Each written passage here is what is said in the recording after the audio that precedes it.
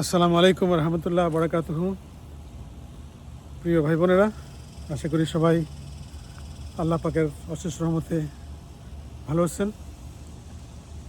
আজকে বেশ গরম হিউস্টনে, আউটডোরে তো একটু হালকা বাতাস আছে, কিন্তু বেশ গরম আর কি। হ্যাঁ, ঘরের ভিতরে ধরেন অনেকটাই আরামদায়ক, এসি চলতেছে। তো যাই হোক, বাসার সামনে আউটডোরে একটু কথা বলতেছি। কথা বলার আজকে প্রসঙ্গ, আজকে পৃথিবীর সবার দৃষ্টি মনে হয় ছোটো পর্দায়। ছোটো পর্দা বলতে আজকালকার ছোটো পর্দা নয়, টেলিভিশনগুলির আকৃতি অনেক বড়, বলা যায় যে মিডিয়াম পর্দায়। বিশ্বকাপ ফুটবল আজকে খেলা হবে স্পেন বনাম আর্জেন্টিনা। আমি জানি দুই পক্ষেরই অনেক ভক্ত আছে, অনেক সাপোর্টার আছে, অনেক ডাইহার্ড আছে যারা মনে করেন যে আর্জেন্টিনা জিততেই হবে, এবং অনেকে চিন্তা করে স্পেন জিততে হবে। তো এটা একটা মানসিক একটা বিরাট একটা শিহরণ, কিন্তু এই শিহরণটাকে আমরা নিয়ে যাই একটা টেনশনের মধ্যে, সাংঘাতিক ধরনের টেন্সের মধ্যে। স্পেশালি আমি বলবো যে যাদের ব্লাড প্রেশার আসছে, ব্লাড প্রেশার মানে উচ্চ রক্তচাপ জনিত সমস্যা আসছে বা ওই রোগে আছেন যারা, তারা দয়া করে উত্তেজনাটাকে এমন একটা লেভেলে নেবেন না যেটা আপনার বিরাট একটা লাভ বা ক্ষতির বিষয়, তা না। কিন্তু এই খেলাধুলার সূত্রপাত হচ্ছে মনে করেন যে মানুষের মধ্যে সম্প্রীতি বৃদ্ধির জন্য, এবং এটা যদি আমরা সম্প্রীতি না মনে করে এটা যুদ্ধও নিয়ে যাই তাহলে তো হবে না। হ্যাঁ, যাতে যুদ্ধ বিগ্রহের ফলে বন্ধুত্ব নষ্ট না হয়, এই জন্য খেলাধুলার আয়োজন আছে। এবং পৃথিবীর মনে করেন বিভিন্ন দেশের একটা কালচারাল এনগেজমেন্ট হয়। হ্যাঁ, একটা রিজনাল এনগেজমেন্ট হয়, একটা ইন্টারন্যাশনাল এনগেজমেন্ট হয়। মানে আমরা কী বলে একজন আরেককে জানতে পারি। অজানা মানুষের সাথে যুদ্ধ হতে পারে, তাই না? মানুষের দেশ দখল করে, কিন্তু দুইটা দেশের মধ্যে যখন বন্ধুত্ব হয়, একটা সম্পর্ক হয়, কূটনৈতিক সম্পর্ক, তখন একটা আরেকজনকে আক্রমণ করে না।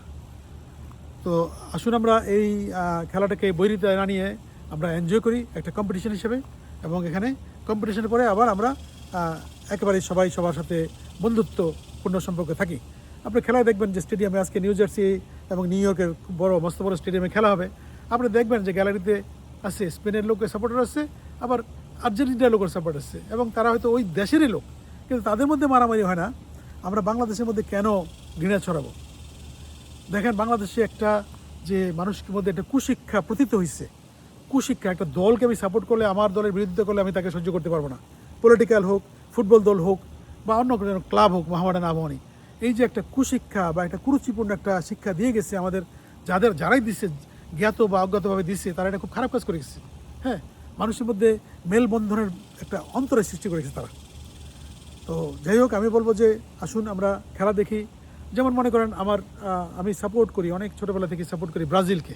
তো ব্রাজিল তো ওখানে গেমে নাই। ব্রাজিল সাপোর্ট হওয়ার পরে, চলে যাওয়ার পরে আমি অন্য গ্রুপকে সাপোর্ট করেছি। আমি মরক্কোকে করেছি, স্পেনকে করেছি, এবং আর্জেন্টিনাকেও করেছি কোনো গেমে। আমি তো আর যে একদম আমার ব্রাজিল নাই দেখে ব্রাজিলের সাথে আর্জেন্টিনার শত্রুতা করতে হবে বা স্পেনের শত্রুতা করতে হবে, এরকম কোনো তো দাসখত আমি দেই নাই ব্রাজিলকে। আর এটা কেন করব?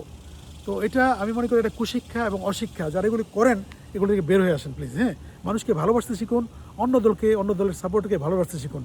আমার একটা খেলার সময় আমার মনে আছে, মনে হয় জাপানের সাথে খেলা হইলো নাকি ব্রাজিলের। তো ব্রাজিল জিতলো না যাই হোক, ব্রাজিলের সাথে অন্য খেলা হইলো, তারা হারলো। হাইরা প্লেয়ারগুলি কান্নাকাটি করলো আর কি। হ্যাঁ, একটু চোখে দিয়ে জল ফেললো, ওরা মাটির মধ্যে মাথা রেখে কানলো। তো আমার খুব খারাপ লেগেছে, আমার মনে সমবেদন লাগছে, আহারে ওদের মনটা জানি কত খারাপ, ওরা হারছে আজকে। হ্যাঁ, তো এখন মনে করেন যে এই জিনিসটা সব দল তো জিততে পারবে না, একটা দল জিতবে, একটা দল হারবে। তো এই জন্য এটার মধ্যে একটা সহিষ্ণুতা থাকতে হবে, একটা ধৈর্য থাকতে হবে। যে আপনারা এই 90 মিনিট খেলা দেখেন, একটা ধৈর্যের পরীক্ষা আপনাদের, তাই না? একটা সবার মধ্যে থাকেন আপনারা। তারপরে দেখেন এখানে একটা ভাগ্যের খেলা আছে। একদম অনেক সময় অনেক ভালো খেলেও কিন্তু অনেক দল হেরে যায়। যেমন গতকালকে খেলা ছিল ফ্রান্সের সাথে ইংল্যান্ডের খেলা, তাই না? ফ্রান্স তো হেরে গেল, কিন্তু ফ্রান্সের টিম কত স্ট্রং টিম, বাবারে ওয়া! আমরা তো ভাবছিলাম ফ্রান্স ওয়ার্ল্ড কাপ নিয়ে নেবে। বাট ভাগ্য একটা জিনিস আছে, তো এগুলো বিশ্বাস করতে অনেক সময়। হ্যাঁ, যে আমি অনেক চেষ্টা করবো, কিন্তু রিজিক আমাকে আল্লাহ তালা দিবে, যেটুকু আমার প্রাপ্য ওইটা আল্লাহ দেবে, বিজয় আমাকে দেবে, আল্লাহ তালা দেবে। তো এই জিনিসগুলো কিন্তু আপনার ইমানের একটা পরীক্ষা এখানে কিন্তু। হ্যাঁ, আপনি যদি ওই ইমানের উপরে গিয়া আপনার সাপোর্ট দিয়া, আপনার ব্লাড প্রেশার বাড়াই দিয়া আপনি স্পেনকে বা কী বলে আর্জেন্টিনাকে জিতিয়ে দেবেন, এটা সম্ভব না। কিন্তু এটা ডেস্টিনি তাদের হবে। তারা ভালো খেললেও অনেক সময় হেরে যায়, আবার খারাপ খেললেও লাকিলি জিতে যায়। এবং আর্জেন্টিনা দেখেন ফাইনালে চলে আসছে, তাদের প্রতি ক্ষেত্রে দেখা গেছে সে হাইরা গেল বুঝি। যারা আর্জেন্টিনার supporter they understand better than me, কিন্তু ভাগ্যক্রমে তারা চলে আসছে এখানে এবং তারা জিতলে আমার কোনো সমস্যা নাই তো। আমি তো আর্জেন্টিনার সিটিজেন না বা আমি স্পেনের সিটিজেন না, আমি বাংলাদেশের সিটিজেন। আমি সাপোর্ট নিয়ে কেন ঝগড়া করবো? আরেকটা জিনিস আমি বলি, যারা ধরেন ব্রাজিলের সাপোর্টার, ব্রাজিল নাই কিন্তু আপনারা এই আর্জেন্টিনার শত্রুতা করা শুরু করবেন, এটা তো কোনো আপনার সাপোর্টার হইল না, আপনি তো একটা অনেস্ট সাপোর্টার না। কারণ ব্রাজিল তো গেমে নাই, আপনি আরেকটাকে শত্রুতা করবেন কেন? আপনি শত্রুতা করে তো ব্রাজিলকে আনতে পারতেছেন না। তো এই জিনিসটা দেখেন, এখন আমি বলবো এটা বাংলাদেশের পলিটিক্যাল ক্ষেত্রে এই একটা ডিজিজ কিন্তু খুবই বিদ্যমান।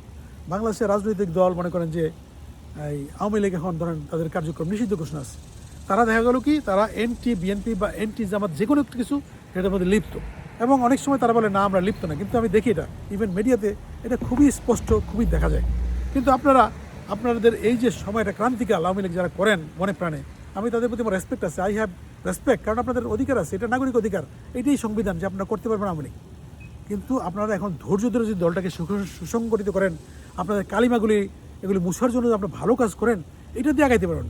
কথা হইলো এক জায়গায় গালি দিয়া আমি একটা পোস্ট দিলাম, মনে করেন এই যে প্রফেসর ইউনুসকে নিয়ে একটা পোস্ট দিলাম, ভুল শুদ্ধ আল্লাহ পাক জানে, আমি তো জানি না, আমি থেকে আমেরিকায়, এখানে আমাকে দালাল বাটপার বইলে উঠলে আপনাদের কোনো লাভ কি হয় তাতে? আপনাদের বরঞ্চ আওয়ামী লীগের প্রতি যে একটা আমার একটা সফট কর্নার এইটা কমে যায়, যে ওরা আসলেই তো খারাপ, সবগুলো লোক কেন খারাপ হবে? তো এই জিনিসগুলো আপনারা খেয়াল করবেন, এবং এই রাজনৈতিক সহিংসতা এবং খেলাধুলার সহিংসতা, তারপরে এই যে কি বলবো সমাজের মধ্যে ধনী গরিবের সহিংসতা, এগুলি থেকে বাইরে আসেন। আপনারা একটা সম্প্রীতির দেশ করেন বাংলাদেশকে, আপনারা একটা ভালোবাসার কান্ট্রি বানান দেশকে, দেশ আগে যাবে। আপনারা দেখেন যত জাতীয় ঐক্যবদ্ধ, তারা তাদের অগ্রগতি কেউ রুখতে পারে না, কেউ রুখতে পারে না। আমেরিকায় আপনি ডেমোক্রেটিক পার্টি, রিপাবলিকান পার্টি, দুই পার্টি দেখেন, তারা কিন্তু দুই পাশে, কিন্তু যখনই রাষ্ট্রীয় কোনো জিনিস আসে তারা এক হয়ে যায়, একদম টোটালি তারা এক হয়ে বলে যে we are together, America United. তো বাংলাদেশ আমরা যদি ইউনাইটেড হতে পারি, আমরা will be like Japan, will be like south Korea, will be like Malaysia, will be like Singapore. এই বিভাজনটা থেকে আমাদের বেরিয়ে আসতে হবে। আমার কথায় কিছু যায় আসবে জানি না, কিন্তু একটা লোক যদি আমার কথা শোনার অনুভব করে, উপলব্ধি করে যে না আমাদের তো একতা প্রয়োজন, আমাদের মধ্যে আমাদের কিসের, আমরা সবাই তো এই দেশের নাগরিক, আমরা তো একটা ফাইনাল একটা লেভেলে আমরা আমরা তো কেউ অবাঙালি বা অবাংলাদেশি না। হ্যাঁ, আর আপনার বাংলাদেশের আপনি ইন্ডিয়ার সাপোর্ট করা দরকার কি, আপনি আমেরিকার সাপোর্ট করা দরকার, আপনি সৌদি আরব সাপোর্ট করেন, বাংলাদেশকে সাপোর্ট করেন, বাংলাদেশকে সাপোর্ট করেন, দেশটাকে আগে আনেন। এবং কথায় আছে না হুব্বুল ওয়াতানে মিনাল ইমান, আপনার দেশপ্রেম একটা ইমানের একটা অংশ, কিন্তু আপনার কত ইমানদার এটা নির্ভর করে আপনার দেশপ্রেমের প্রতি। আপনি যদি মনে করেন আমার দল ক্ষমতা নেই, এখন এই দল একটা বিরাট ধ্বংস হয়ে যাক, দেশের দরকার হলে তারা ব্যর্থ হোক, জনগণ দরকার হলে মইরা যাক, তারপরে আমার দল আসার সুযোগ হবে, এরকম চিন্তা করলে আপনার ইমানের প্রবলেম আছে। এই ইমান ঠিক না থাকলে আপনার নামাজ, রোজা, হজ, জাকাত কোনো কিছু করে লাভ নেই। ইমানটা সঠিক রাখতে হবে, যে সঠিক কাজ আমি কি করব, আমার কোনটা করা উচিত, আল্লাহ তাআলা কী বলছে, আল্লাহ রাসূল কী বলে গেছেন। তো যাই হোক, আমি অনেক বড় লেকচার দিয়ে ফেলছি, লেকচার না ঠিক, এটা একটা আবেদন আপনাদের সবার কাছে। আমরা ধরেন ধৈর্যশীল হই, আমরা খেলা দেখি শান্তিপূর্ণভাবে, এবং খেলা দেখতে গিয়া আমার মেয়ে হয়তো সাপোর্টার আর্জেন্টিনার, আমি হয়তো স্পেনের সাপোর্টার, আমরা হাসতে খেলতে খেলা দেখি, আমরা এটা নিয়ে তিরস্কার না করি, আমরা এটা মিছিল মিটিং করে উত্তেজিত না হয়ে আটফেল না করি, আমরা আত্মহত্যা না করি। এই জিনিসগুলি খেয়াল করতে হবে। খেলাটা একটা নিছক খেলা, একটা আমোদের বিষয়, একটা উৎসাহের বিষয়। আমি দেখব কোন লোকটা ভালো খেলতেছে, আমার যদি ভালো খেলা লাগে আমার স্পেনের, আমি স্পেনে বলবো ওয়ান্ডারফুল প্লে। আমার যদি আর্জেন্টিনা তারা বিজয় নিয়ে নিচ্ছে অসাধারণভাবে, আমি বলবো অসাধারণ, তারা যে কাজ করছে এটা কেউ করতে পারেনি। তো এইভাবে হলো কি একটা মানুষের আপনার একটা আপনার যে মানবতার গুণটা এটা প্রকাশ পায়। আর আপনি যদি মনে করেন অমানবিক, যে আপনার ইয়ের মধ্যে একটা খেলা আছে না, এটা কোথায় কোথায় হয়, এখনও হয় কিনা যায় না, যে কেসের মধ্যে খাঁচার মধ্যে দিয়ে দিল দুজন, একজন আরেকজন মেরে ফেলবে, ওইটাই ছিল খেলা, তাকে ডেথ করবে। তো এই ধরনের খেলা তো আমার দরকার নেই, আমাদের মাইরে ফেলতে হবে, তাকে কাইটে ফেলতে হবে, তাকে ঘৃণা করতে হবে, তাইলে খেলা হইলো কি? তাহলে খেলা হলো না, এটা হলো যুদ্ধ বা একটা কী বলবো। তো অনেক কথা বললাম, আপনারা আমার কথা ধৈর্য সহকারে শুনছেন, এর জন্য অনেক ধন্যবাদ। বাট আমার কথার মূল মন্ত্র হলো যে আমরা বাংলাদেশ হিসেবে সবাই আমাদের একসাথে থাকা প্রয়োজন আছে, আমাদের মধ্যে ঐক্যতার প্রয়োজন আছে। এবং দেখেন ঐক্য সম্বন্ধে আমি বলি একটা জিনিস, যেমন একটা আপনাকে আমি আগেও বলেছি হয়তো কোথাও, এটা যেমন এই যে হযরত ওমর আলাইহিস সালাম, উনি তৃতীয় খলিফা, সেকেন্ড খলিফা, মানে আবু বকরের পরে। তো ওনার সময় এই তারাবি নামাজ নিয়ে সমস্যা দেখালো, কেউ মসজিদে গিয়া কেউ পরে 8 টাকাত, কেউ পরে 20 টাকাত, কেউ পরে 30 টাকাত। তো উনি মসজিদের তারাবি নামাজ পুরো বন্ধ করে দিলেন, কোনো নো তারাবিয়ান মসজিদ, তোর বাসায় পড়বা। কারণ মসজিদের মধ্যে দেখা গেলো মসজিদে নববী, এখানে একটা গ্রুপ পড়তেছে 20 টাকাত, এখানে আরেকটা গ্রুপ পড়তেছে 8 টাকাত, আরেকটা গ্রুপ পড়তেছে 11 রাকাত, 12 রাকাত, মানে একটা বিভেদ মুসলমানদের মধ্যে। কিন্তু মুসলমানদের মধ্যে একতা হলো ম্যান্ডেটরি, অল মুসলিম উম্মাহ শুড বি ওয়ান পিস, এটা আল্লাহর হুকুম, ওটা হলো ফরজ। আর তারাবি নামাজ পড়াটা হলো আপনার নফলে আবাদত, এটা না পড়লেও রোজা কিছু অসুবিধা হবে না, সোয়াব আছে রোজার মাসে আবাদতের অনেক সোয়াব, যার জন্য তারাবি পড়বেন। কিন্তু তারাবি পড়তে গিয়ে বিভেদ করার দরকার নেই, কি 8 টাকাত পড়লো, 20 টাকাত পড়লো, 10 টাকাত পড়লো, নো ডেভিয়েশন। এরকম আপনাদের বাংলাদেশে আপনি ব্রাজিলের সাপোর্ট করলেন না, আর্জেন্টিনা করলেন না, স্পেনের করলেন, it doesn't matter. End of the day আমরা সবাই বাংলাদেশি, আমাদের একসাথে থাকতে হবে। আমাদের এই যে ভূখণ্ডে আমরা সবাই একসাথে বাংলাদেশের নাগরিক, এবং সবাই আমরা পরস্পরের ভাই বোন হিসেবে থাকতে হবে। এই জিনিসটা খেয়াল রাখবেন, এটাই আমার আজকের মেসেজ, মূল মেসেজ। সবাই ভালো থাকবেন, আমার জন্য দোয়া করবেন, আমার কোনো ভুল ভ্রান্তি থাকলে আমাকে শুধরে দেবেন কমেন্টে, আর ভালো লাগলে উৎসাহ দেবেন। আসসালামু আলাইকুম ওয়া রাহমাতুল্লাহ ওয়া বারাকাতুহু।